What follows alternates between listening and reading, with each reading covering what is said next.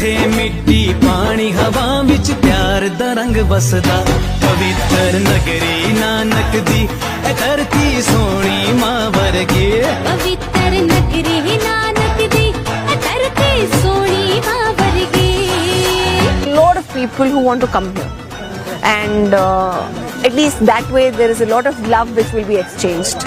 So thank you for taking that decision. Please continue with it. हमें यहाँ आकर बहुत बहुत अच्छा लगा और यहाँ की जो इंतजाम आता है बहुत अच्छे हैं। किसी चीज़ की कोई हमें दिक्कत नहीं आई।